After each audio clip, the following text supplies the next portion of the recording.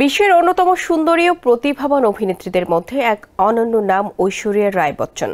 Miss world খেতাবজয়ী এই অভিনেত্রী বলিউডে নিজের দক্ষতা ও সৌন্দর্যের সমন্বয়ে এক নতুন অধ্যায় সৃষ্টি করেছেন। দীর্ঘ ক্যারিয়ারে অসংখ্য সফল সিনেমা উপহার দেওয়ার পাশাপাশি তিনি আন্তর্জাতিক অঙ্গনেও ভারতের চলচ্চিত্রের গৌরব বৃদ্ধি করেছেন। বেশ কিছুদিন ধরে পর্দায় অনুপস্থিত রয়েছেন এই তারকা। তবে এরই মধ্যে ফের ওটিটি প্ল্যাটফর্ম প্রাইম ভিডিওতে মুক্তি পেয়েছে এই সুন্দরীর 5টি জনপ্রিয় সিনেমা। বিস্তারিত বিনোদন ডেস্কের প্রতিবেদনে।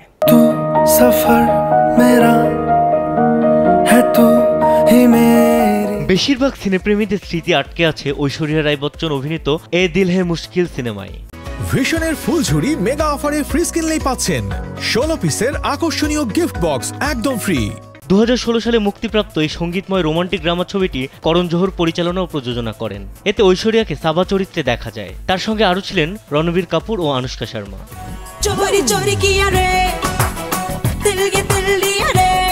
ঐশ্বরিয়ার দীর্ঘ চলচ্চিত্র ক্যারিয়ারে এমন কোনো চরিত্র নেই যেখানে তিনি দক্ষতার ছাপ রাখেননি। তাই নির্মাতাদের কাছে এই অভিনেত্রীর চাহিদা সবসময় ছিল আকাশচুম্বী। ডিভা সঞ্জয় গাদভির ধুম 2 ব্যাক ইন অ্যাকশন ছবিতে সোনেহেরি কৌর চরিত্রে দুর্দান্ত অভিনয় করেছিলেন। জনপ্রিয় অ্যাকশন থ্রিলারটি যশরাজ ফিল্মস ব্যানারের অধীনে প্রযোজিত হয়েছিল। ঐশ্বরিয়ার পাশাপাশি এতে অভিনয় করেছিলেন ঋত্বিক রোশন, অভিষেক বচ্চন, উদয় চোপড়া ও বিপাশা বসু। যদি কেউ নিজেকে ঐশ্বরিয়া ও শাহরুখ খানের বড় ভক্ত বলে দাবি করেন কিন্তু হৃদয় বিদারক প্রেমের গল্পের সিনেমা মহব্বতেন দেখেননি, তবে সেটা হবে সত্যি এক অপরাধের শামিল। অভিষেক বচ্চনের সঙ্গে বিয়ের আগে ঐশ্বরিয়া এই সঙ্গীতময় রোমান্টিক ড্রামায় তার শ্বশুর অমিতাভ বচ্চনের সঙ্গে পর্দাভাগ করেছিলেন এবং ছবিতে তিনি তার কন্যা মেঘা শঙ্কর চরিত্রে অভিনয় করেছিলেন। আদিত্য চোপড়া পরিচালিত এই সিনেমায় ঐশ্বরিয়ার সঙ্গে আরও ছিলেন বেশ কয়েকজন প্রতিভাবান নবাগত অভিনেতা। তারা হলেন উদয় চোপড়া, সমিতা শেঠি, যুগল হংসরাজ, কিম শর্মা, জিমি শেরগিল এবং প্রীতি ঝাঞ্জিয়ানি।